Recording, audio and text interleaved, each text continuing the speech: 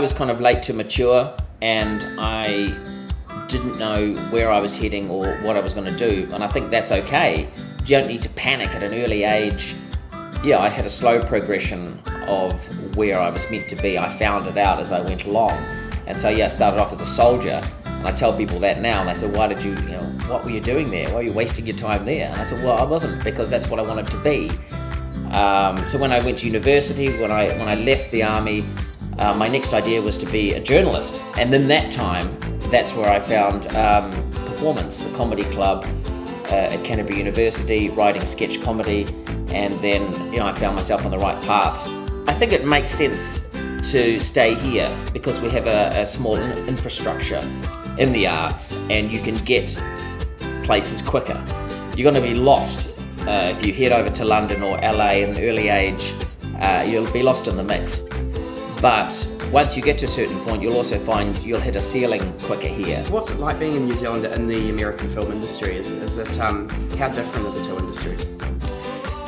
Well, I'm a unique case because I really play the New Zealand card in Hollywood.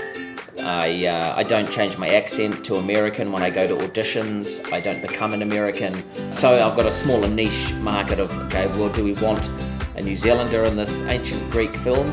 Because he's not going to change his voice for you. No. Are you sure? Because I thought there was a Kiwi back in those days doing I'll check, I'll Google it. It's definitely about natural talent, and that really shines through. And you can, I'd say it would be a 60-40, definitely 40% who you know and what strings you pulled. But if you've got the 60% talent that you need, then you'll come through the gates.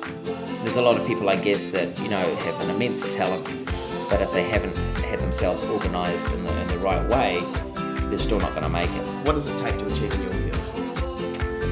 It takes a lot of self-belief. I would say self-belief and perseverance, and obviously confidence goes hand in hand, and a lot of practice, and really, and I guess personality and charm. You've got to have everything going for you, and you just got to be, at the end of the day, most importantly, be a nice person.